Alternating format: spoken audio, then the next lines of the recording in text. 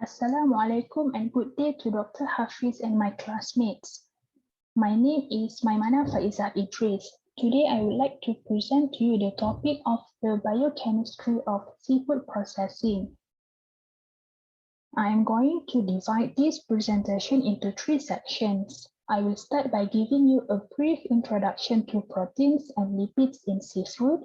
Then I will talk about the biochemical changes in seafood during freezing and frozen storage. I want to start by discussing protein composition in seafood.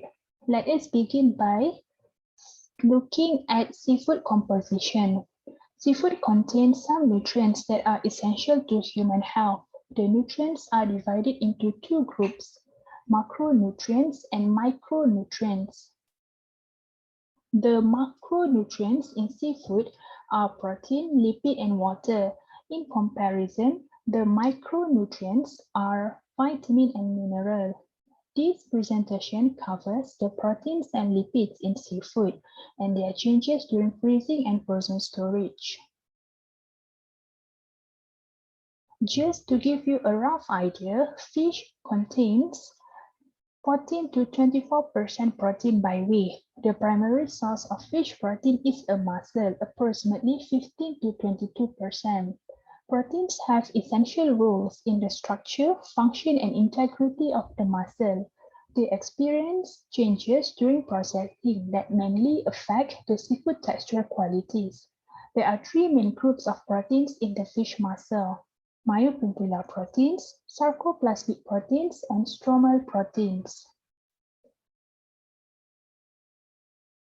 Myofibrillar proteins are responsible for the primary protein structure. They contribute to the continuity and strength of the muscle fibers. They are also soluble in high ionic strength buffers. The main myofibrillar proteins are myosin and actin, tropomyosin and troponin. Let us look at the position of myosin and actin in the muscle. The figure shows structural organization within fish flesh. In the flesh, there are myotomes and myocomata. Myotomes are muscular sheaths connected by connective tissues. In contrast, myocomata are the connective tissue that connects myotomes. The most abundant protein in myocomata is collagen. It has a significant role in maintaining the fish structure and muscle cohesiveness. Muscle fiber that made up myotomes contain myofibril. Within the myofibril are myosin and actin, which are the building blocks of muscle.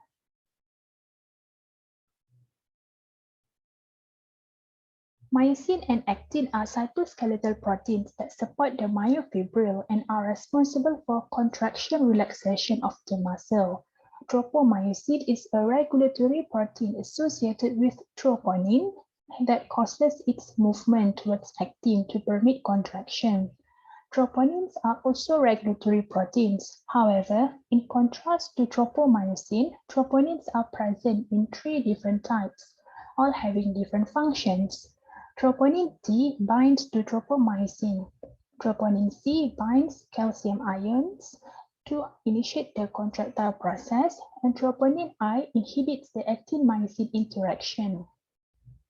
As you can see, here is the more detailed structure of fish muscle tissue for better visualization.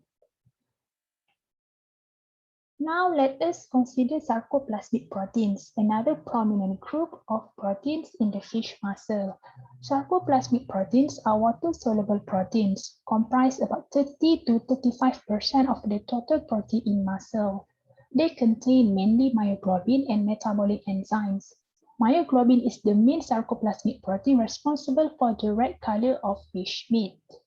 Some of the metabolic enzymes play a vital role in post-mortem fish and during processing. The diagram indicates 4 major metabolic enzyme types: mitochondrial, lysosomal, microsomal, and cytosolic. Mitochondrial enzymes involves in respiratory chain, and microsomal enzymes involved in metabolizing endogenous substances. Lysosomal enzymes are digestive hydrolases that are very active at acidic pH, and some examples of cytosolic enzymes are proteases, lipases, and glucohydrolases. I would like to move on to stromal proteins, the last protein group. Stromal proteins are the main components in fish muscle connective tissues. The main stromal proteins are collagen and elastin. There are several types of collagen. Type 1 collagen is the major component of the epimysium and perimysium that surround the muscles. Epimysium is the dense connective tissue surrounding the entire muscle tissue, and perimysium is the sheath of connective tissue surrounding a bundle of muscle fibers. In addition, there are also types 3, 4, and 5 collagen that is found in the endomysium, which supports the muscle fiber. Endomysium is the thinner portion of the intramuscular connective tissue. Here is a picture of the part of a muscle to help you visualize epimysium, perimysium, and endomysium. Last but not least, for this section, another main stromal protein called elastin is found in lower amounts, usually in capillaries, tendons, nerves, and ligaments of mammalian and marine species. The second section of this presentation is lipids in seafood. Lipids play an important nutritional role in seafood, but they also contribute significantly to quality changes in many species. The lipid content and fatty acid types vary incredibly between species and sometimes within the same species. Varying lipids and the presence or absence of specific fatty acids can lead to different effects on seafood quality and shelf life. Seafood can be roughly classified into 4 categories based on fat content. First is lean species that have fat contents below 2%. The species, for example, are cod and pollock. The second category is low-fat species that have fat contents between 2 to 4%. The species, for instance, are yellowfin tuna, Atlantic sturgeon, and smelt. The third category is medium fat species with 4 to 8% total fat, such as catfish and trout. The last category is fatty species with more than 8% total fat, including herring, mackerel, and eel. However, this classification is not valid for many species since the fat content can fluctuate widely in composition between seasons and with different diets.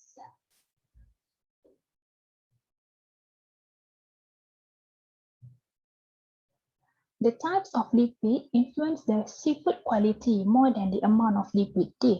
The major classes of lipids in fish are triglycerides and phospholipids. I would like to point out that triglyceride is an ester derived from glycerol and 3 fatty acids. Triglycerides are neutral lipids that make the majority of lipids in fish except in very lean fish. Triglycerides exist as either large droplets within the adipose tissue or smaller droplets between or within muscle cells. These lipids are deposited and stored as an energy source for fish. Now I would like to briefly look at phospholipids, another primary class of lipids in fish. The diagram shows a phospholipid and its bilayer models. The phospholipids, polar lipids, are one of the main building blocks of muscle cell membranes. They are usually present only at low levels, around 0.5 to 1.1%. Aquatic animals are rich in long-chain polyunsaturated fatty acids, or also known as PUFAs. PUFAs are fatty acids that contain more than one double bond in their backbone. This class includes many vital compounds such as essential fatty acids. There are found higher in membrane phospholipids than in storage triglycerides. About half of the membrane phospholipid in cold water fish are the omega-3 fatty acids and DHA. These fatty acids are highly active physiologically. For example, they lead to decreased plasma triglycerols, cholesterol and blood pressure, and modulate immunological activities. The third and last section for this presentation is biochemical changes in seafood during freezing and frozen storage.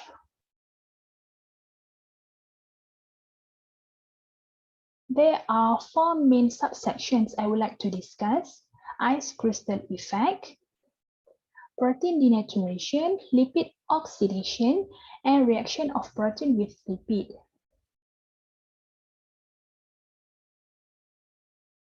I want to start by briefly discussing why freezing and frozen storage of seafood is necessary. Freezing is widely used to preserve and maintain the quality of food products for an extended period because microbial growth and enzymatic and biochemical reactions are reduced at low temperatures. However, ice crystals formed due to freezing may damage cells and disrupt the texture of food products. The concentrated unfrozen matrix may result in changes in pH, osmotic pressure, and ionic strength. These changes can affect biochemical and physicochemical reactions, such as protein denaturation and lipid oxidation in frozen seafood. The first subsection is ice crystal effect. During freezing, ice may form intercellularly and intracellularly, which ruptures membranes and changes the structure of the muscle cells. Generally, there are two types of freezing: slow freezing and quick freezing. During slow freezing, fluids in the extracellular spaces freeze first, leading to large ice crystals. As a result, increasing the concentration of extracellular solutes and drawing water osmotically from the unfrozen cell through the semi-permeable cellular membrane. The diffusion of water from the internal cellular spaces to the extracellular spaces results in drip collected from frozen muscle tissues when thawed. The drip contains proteins, peptides, amino acids, lactic acid, purines, vitamin B complex, and various salts, and their concentration in the drip increases with storage time.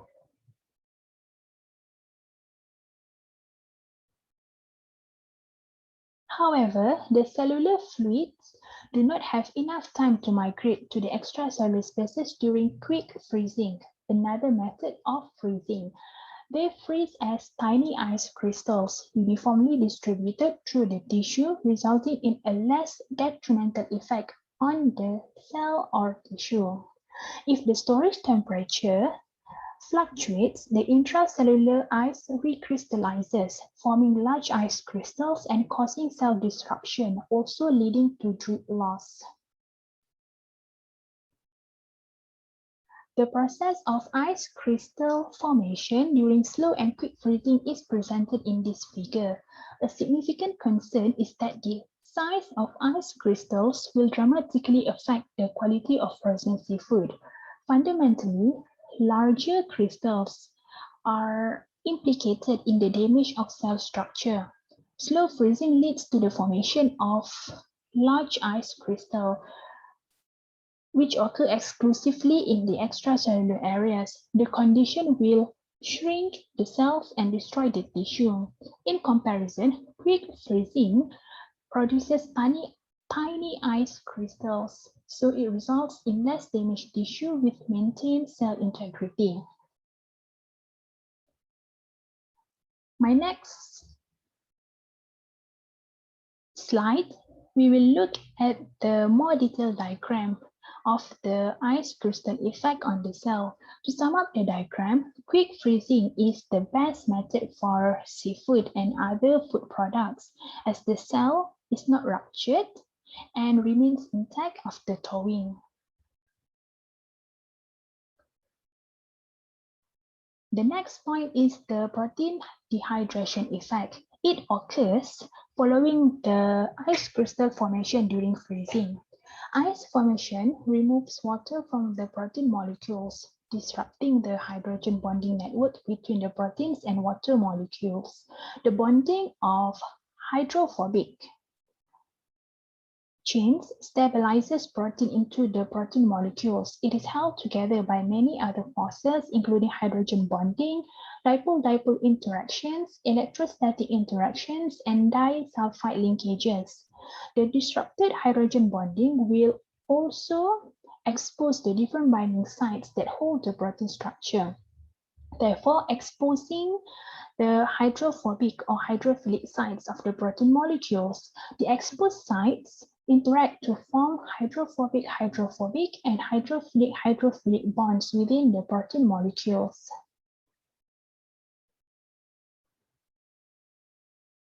It results in disruption of the native three-dimensional structure of the protein. Thus, the protein molecule can interact and aggregate through intermolecular interactions, primarily disulfide bonds and non-covalent and hydrophobic interactions. As a result of protein aggregation, the protein denatures and loses its solubility. The next slide shows a microscopic observation of frozen surimi before and after thawing. White regions in thawed gel indicate structural damage caused by ice crystal formation. With slow freezing, the structural damage increased due to a more intense denaturation of protein molecules. Under slow freezing conditions, the bigger ice crystal could also increase drip loss. When surimi was frozen quickly, significantly less structural damage was observed as the water molecules formed tiny crystals. The formation of smaller and more uniform ice crystals results in a minor thawing drip of surimi. Now turning to the second subsection, protein denaturation. During freezing or frozen storage, changes in the physical state of water and lipids create an environment that induces protein denaturation. Denaturation of protein changes the texture and functional properties of the protein. The texture of fish may become more fibrous and tough due to the loss of protein solubility and water holding capacity. These textural changes give undesirable sensory attributes such as sponginess, dryness, rubbery texture, and loss of juiciness. It is suggested that to retain good sensory qualities, to maintain tenderness and cooking yield, and to reduce lipid oxidation, seafood should not be subjected to more than 3 freeze-thaw cycles. As you can see here is the illustration of mechanical distortion of muscle structure in frozen fish flesh. First, I would like to explain about a sarcomere. Sarcomere is a basic contractile unit of muscle fiber. Each sarcomere comprises two primary protein filaments, actin and myosin, which are the active structures responsible for muscular contraction. The left part of the diagram illustrates the unfrozen sarcomere. Under the unfrozen condition, the water stays in liquid form. Consequently, the myosin heads bound to actin filament to form rigor bonds, or also known as actomyosin cross bridges. While under the normal frozen condition, a significant part of the water exists in solid ice. Due to the formation of extracellular ice crystals, muscle fibers are severely compressed. The fiber compression leads to distortion of rigor bonds and ultimately to distortion of myosin heads. The rigor bonds are among the sites of distortion in frozen fish, and the distortion contributes to protein denaturation. Myofibrillar proteins change during long-term frozen storage. The integrity of the protein molecules and the texture of fish are affected by these changes. Before cooking, the proteins in fresh seafood will have an excellent gelling ability, Once cooked, the seafood texture will change after the proteins have formed the protein gel network. After frozen storage, the myofibrillar protein may deteriorate, causing the cooked seafood to have a mushy or soft mouthfeel. On the other hand, the degradation of myofibrillar proteins in fresh, uncooked seafood during frozen storage is another primary concern. The effects are more detrimental than those on cooked seafood. If stored in poor frozen conditions, the proteins might lose their gelling ability and no protein gel network can be formed. This condition might destroy the whole protein integrity of the seafood. The loss of protein integrity in uncooked frozen seafood is accompanied by a loss in the functional characteristics of the proteins, mainly solubility, water retention, gelling ability, and lipid emulsifying properties. This situation worsens when the proteins are cross-linked. When cooked, the seafood becomes tough, chewy, stringy, and fibrous. Repeated freezing and thawing make the situation even worse. Now let me move on to sarcoplasmic protein denaturation. As mentioned before, in the first section of the presentation, myoglobin is the main sarcoplasmic protein responsible for the red color of fish meat. I want to start by briefly discussing the structure and characteristics of myoglobin. Myoglobin is a monomeric globular protein with a compact, well-ordered structure that is folded and bound to a heme group. This metalloprotein has a polypeptide chain linked to a prosthetic group formed by a porphyrin ring containing an iron atom. The iron contained in the heme group binds to oxygen and can take various forms, which are reversible to each other. Depending on the oxidation state of the iron contained in its molecule, the color of myoglobin can change considerably.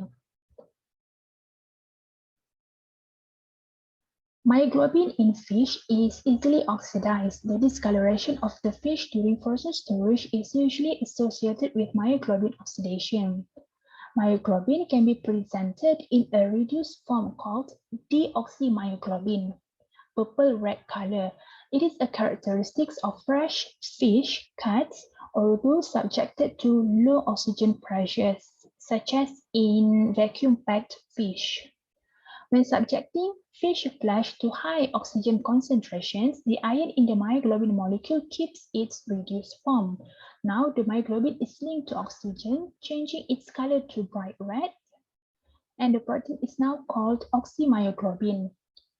When the iron in the myoglobin is oxidized, the protein starts to have a brown color called methmyoglobin. This diagram here illustrates the changes in fish flesh color according to oxidation state of myoglobin, just as discussed. So now that I have discussed myofibrillar and sarcoplasmic proteins denaturation, let us consider stromal protein denaturation.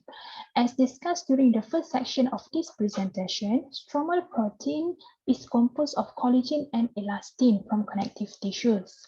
Degradation of stromal protein causes textural changes in seafood, such as honeycombing and mushiness. These textural changes are due to the degradation of collagenous matter and negatively influence the quality of seafood. The changes are observable only after the seafood has been cooked and can be detected visibly. For example, in freshwater prawns, the development of mushy texture downgrades its quality. For another instance, in tuna, the result of honeycombing is an undesirable effect. In the post-cooking examination of tuna before filling into the cans, the honeycombing appearance is a sign of mishandling of the raw material. In more extensive cases, it may even cause the rejection of the pre-cooked fish for further processing into canned tuna. I would like to move on to the third subsection, lipid oxidation. Lipid oxidation reduces the quality and acceptability of frozen seafood. It does so by affecting the taste, aroma, color, and texture, and promoting the development of undesirable flavors and discoloration.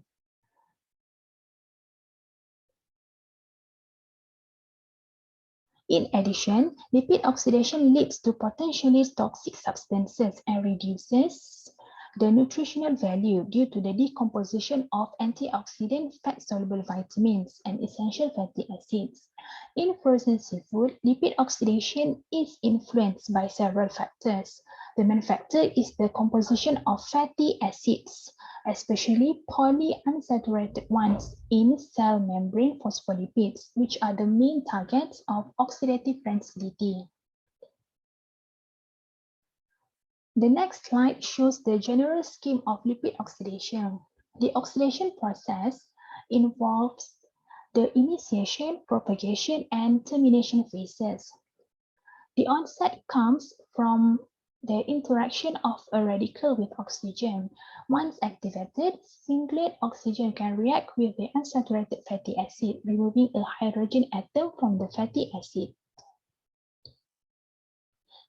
As a result, radicals are formed. Okay.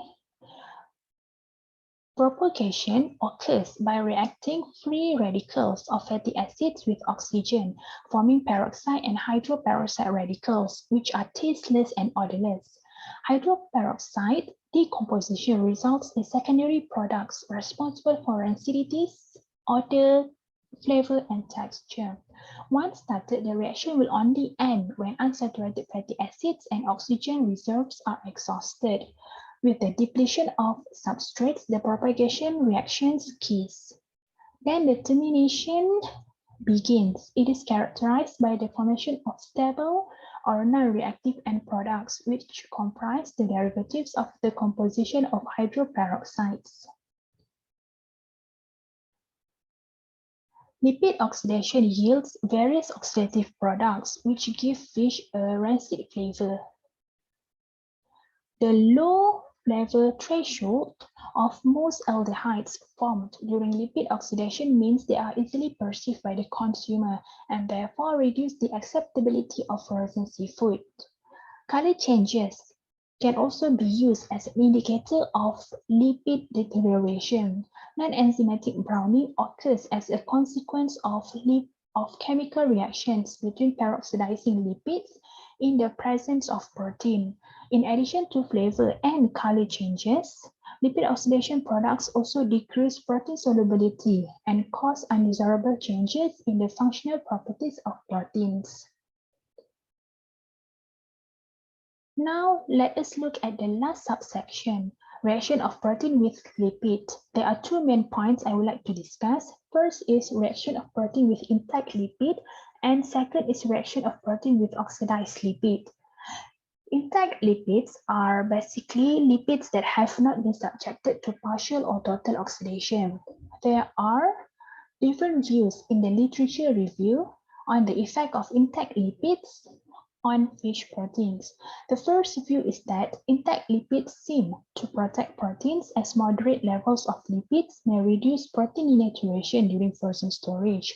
However, the second view stated that intact lipids form lipoprotein complexes which affect protein properties. During freezing, lipid and protein components form these complexes, thus changing the textural quality of muscle tissue. My last point is the reaction of protein with oxidized lipids. During frozen storage, lipid oxidation products cause proteins to become insoluble and harder. When proteins are exposed to peroxidized lipids, peroxidized lipid protein complexes will form through hydrophobic interactions or hydrogen bonds, thus causing conformational changes in the protein. In addition, the unstable free radical intermediates of lipid oxidation also remove hydrogen from protein, as a result, forming a protein radical. The radical initiates cross-linking with other proteins or lipids and lead to protein and protein lipid aggregates. This aggregation results in the loss of protein solubility, which eventually makes the protein lose its functionality. As a conclusion, we can see that during freezing and frozen storage, ice formation changes the order of water molecules in the seafood environment, causes dehydration. It disturbs the conformation of the protein, leading to protein denaturation.